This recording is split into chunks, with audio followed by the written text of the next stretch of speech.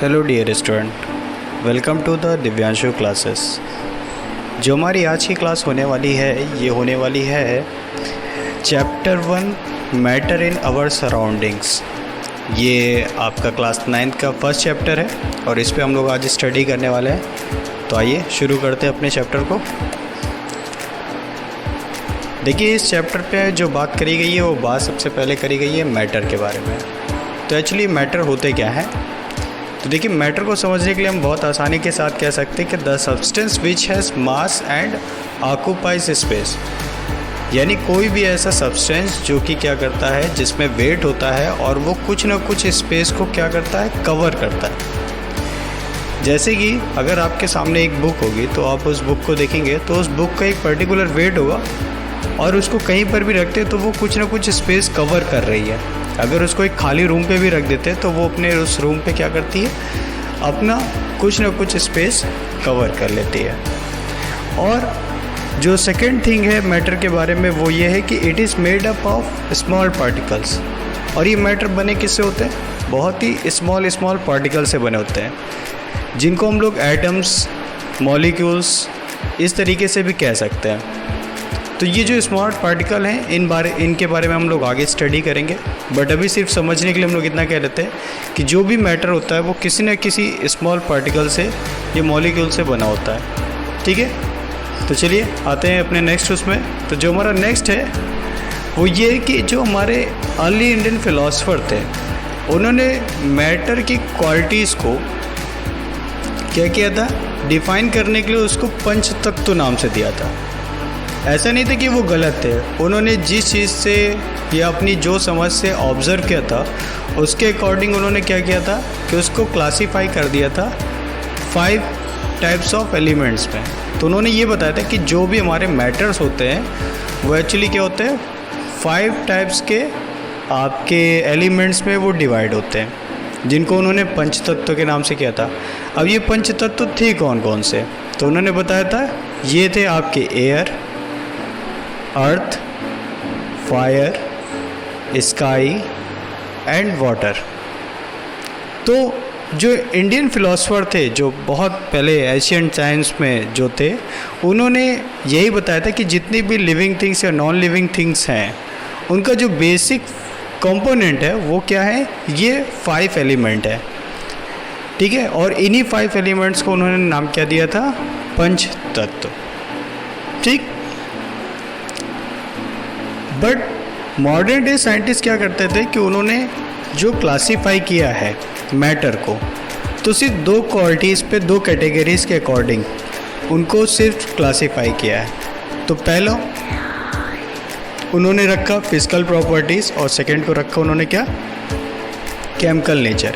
यानी किसी भी पार्टिकल्स पे या किसी भी मैटर पे उसको डिवाइड करने का सिर्फ 2 तरीके हो सकते हैं कि या तो उसकी पहले फिजिकल प्रॉपर्टीज़ देखी जाए या तो फिर उसकी केमिकल प्रॉपर्टीज़ को देखा जाए।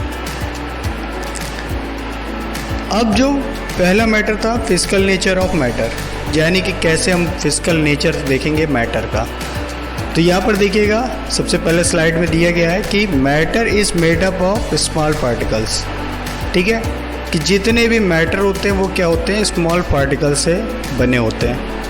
अब ये स्मॉल पार्टिकल कितने स्मॉल हो सकते हैं इसके बारे में हमें समझने के लिए इसमें एक एक्टिविटी दिखाई गई है कि जिसमें कि हम क्या कर रहे हैं कि एक हमारे पास बीकर है जिसमें कि हमारे पास वाटर है और उसमें हम सॉल्ट को डालते हैं। ये ऐसे हम लोग घर पे भी ऐसी एक्टिविटीज़ करते रहते हैं कि घरों पे जब भी हमें कुछ भी काम होता है तो हमने अपना एक ग्लास लिया और नॉर्मली इसमें अगर थोड़ा सा भी हम सॉल्ट डाल देते हैं और उसको मिक्सअप करते हैं तो वो सॉल्ट देखते हैं कि कुछ देर बाद उसमें कि क्या हो जाता है, मिक्सअप हो जाता है। बट वो सॉल्ट जाता कहाँ है? एक्चुअली वो जो सॉल्ट होता है तो वो सॉल्ट जो वाटर मॉलिक्यूल्स के बीच में जो स्पेस होता है उसमें जाकर के वो पार्टिकल्स क्या हो जाते हैं, एडजस्ट हो जाते हैं। वो जाते कहीं नहीं है, यानी कि जो भी पार्टिकल्स होते हैं तो उनके साइज़ पे भी मैटर करता है। यानी कि सभी के मॉलिक्यूल्स क्या करते हैं, जो पार्टिकल्स होते हैं मैटर के वो अलग अलग साइज़ पे होते हैं और उनके बीच में जो भी हमको स्पेस मिलता है तो दूसरे हमारे मैटर्स होते हैं तो उनके पार्टिकल जा कर के वहाँ पर क्या करते हैं, अपना स्पेस ऑक्यूपाई कर लेते हैं। अब बात करते हैं कि how small are these particles of matter, कितने छोटे हो सकते हैं मैटर के पार्टिकल्स। अगर हम ऐसे देखेंगे तो हमको, अगर हमने कोई जैसे एक ब्रिक उठा ली तो ब्रिक को तो हमने देखा तो पहले तो वो हमको बहुत सॉलिड दिखती है, लेकिन उसके बाद जैसे जैसे हम उसको रब करते हैं तो देखते हैं कि उसमें छोटे छोटे से डस्ट पार्टिकल से निकलने शुरू हो जाते हैं। तो यानी कि जो पार्टिकल्स हमको दिख रहे हैं वो भी हमको दिखाई पड़ते हैं। अगर बाई चांस वही पार्टिकल्स, वही जैसे हमने किसी ब्रिक को रिब किया, ईंट है तो ईंट को हमने रब किया, तो रब करने के बाद थोड़ा सा तो डस्ट आ गया, लेकिन उसके बाद हमने उसको साफ़ कर लिया, किसी कपड़े से पोंछ लिया। लेकिन अगर कभी भी वो एक हमारे अपने माउथ पे भी चला जाता है तो हमको एक एक पार्टिकल समझ जाता है कि हाँ कुछ हमारे मुंह पे चला गया है।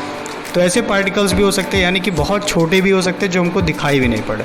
तो उसी के लिए एक एग्जांपल यहाँ पर हम लोग लेते हैं कि लैब में कि 2-3 क्रिस्टल लेते हैं किसके, पोटेशियम परमैंगनेट के, और उसको 100 ml के वाटर पे उसको मिक्सअप करते हैं। अब मिक्सअप करने पर होता क्या है, तो मिक्सअप करने पर आप देखेंगे कि जो भी पार्टिकल्स है, मान लीजिए हमने 100, इसमें देखेंगे तो फर्स्ट फिगर पे बीकर पे क्या है कि 100 ml पे हमने एक वाटर को ले रखा है, और बीकर पे हमने क्या किया, उसमें कुछ क्रिस्टल्स मिला है। मिलाने के बाद तो हमको पहला तो बहुत जो सोल्यूशन मिला वो बहुत ही डार्क था, लेकिन उसमें से अगर हमने 10 ml लेकर के दूसरे वाटर में मिलाया तो देखा कि उसमें भी हल्का सा कलर आ गया। फिर उससे भी हमने 10 ml लेकर के 4th बीकर में मिलाया, उसमें भी देखा हमने कलर आ गया। और जैसे उसको आगे भी डाला तो वो क्या करता गया, हल्के हल्के कलर तक वो पहुंचता गया। तो इसका मीन क्या हुआ कि वो कलर तो लाइट होता चला गया, बट वो हमको क्या था, स्टिल विजिबल रहा। तो इसका मीन क्या हुआ कि जो भी पार्टिकल था या जो भी पार्टिकल उसमें डाइल्यूट हुए हैं वो इतने छोटे छोटे लेवल तक पहुंच गए हैं कि वो हमको दिखाई तो नहीं पड़ रहे, बस उनकी एक हल्की सी विजिबिलिटी आ रही है कि वो बहुत आगे तक, जहाँ तक वाटर के मॉलिक्यूल्स के बीच में स्पेस उनको मिल रहा है, वो वहाँ तक क्या होते जा रहे हैं, हमको मिक्सअप होते जा रहे हैं, बट हम उनको ऐसे नॉर्मल आइज से नहीं देख पा रहे हैं। अब इससे हम कंक्लूज़न क्या निकालते हैं, कंक्लूज़न हमारा ये आता है कि जो the particles of the matter are very small, they are small beyond our imagination, कि यानी कि जो भी पार्टिकल्स होते हैं मैटर के वो इतने ज़्यादा छोटे होते हैं कि उनकी जो साइज़ है उसके बारे में हम लोग इमेजिन भी नहीं कर सकते, यानी बहुत बहुत बहुत ज़्यादा छोटे। ठीक है, तो इसके बारे में हम और आगे स्टडी करेंगे। तो फिलहाल आगे चलते हैं हम लोग। अब देखिए बात करते हैं हम लोग अपने characteristics of the particles of matter. अब देखिए कैरेक्टरिस्टिक्स क्या होती है, जो भी हमारा मैटर होता है उसके पार्टिकल्स होते हैं उसकी कैरेक्टरिस्टिक्स क्या होती है। तो फर्स्ट कैरेक्टरिस्टिक आती है particles of matter have space between them. अभी तक हमने जितने भी एक्सपेरिमेंट्स किए हैं तो उन एक्सपेरिमेंट से हमने ये समझा कि उनके बीच में स्पेस ज़रूर होता है। जो भी मैटर के पार्टिकल्स होते हैं उनके बीच में हमको स्पेस देखने को ज़रूर मिलता है। जैसे हमने पोटेशियम परमैंगनेट का अपना जो एग्जांपल लिया था तो उसमें हमने देखा कि जैसे जैसे हम बीकर में मिलते जा रहे थे तो वो पोटेशियम परमैंगनेट के पार्टिकल्स वाटर मॉलिक्यूल के साथ मिक्सअप होते चले आ रहे थे। तो वो कहाँ मिक्सअप हो रहे थे, वो वहीं मिक्सअप हो रहे थे कि जहाँ पर उनको स्पेस मिल रहा था। फिर नेक्स्ट है particles of matter are continuously moving. हम जैसे भी कभी हमने देखा होगा कि अगर हम एक स्टिल वाटर में भी अगर हम हल्का सा भी मिल्क डालते हैं तो हम लोग ये देखते हैं कि मिल्क धीरे धीरे धीरे धीरे करके सब तरफ फैल जाता है और थोड़ी देर में पूरी तरीके से गायब हो जाता है। ये हमने कई बार देखा होगा कि अपने बाथरूम में जब भी हम डिटॉल को वाटर के साथ मिक्स करते हैं तो पहले तो वो जाता है तो वाइट कलर का हो जाता है, लेकिन उसके बाद धीरे धीरे उसमें क्या हो जाता है, वाटर में पूरी तरीके से डिज़ोल्व हो जाता है। तो वो जाता कहाँ है, वो जाते इसलिए कहीं पर भी नहीं है, बल्कि जो पार्टिकल्स होते हैं वो क्या करते हैं, मूव करते रहते हैं। तो वाटर मॉलिक्यूल्स के साथ वो मूव करते करते अपना जो है दूसरी जहाँ पर भी उनको स्पेस मिलता है वो वहाँ तक पहुँच जाते हैं। फिर है particles of matter attract each other. देखिए बहुत कॉमन सा है कि जब भी पार्टिकल्स होते हैं मैटर के वो एक दूसरे को अट्रैक्ट करते रहते हैं। अगर ये अट्रैक्शन नहीं होता तो हमने जो वाटर पे मिल्क को मिलाया या वाटर पे डिटॉल को मिलाया तो वो मिल्क में मिक्सअप ही नहीं होते, वो तो अलग अलग होना चाहिए था। तो इससे हमको क्या पता चलता है कि जो पार्टिकल्स होते हैं मैटर के वो एक दूसरे को अट्रैक्ट भी करते हैं। अब देखिए आते हैं स्टेट ऑफ मैटर पे।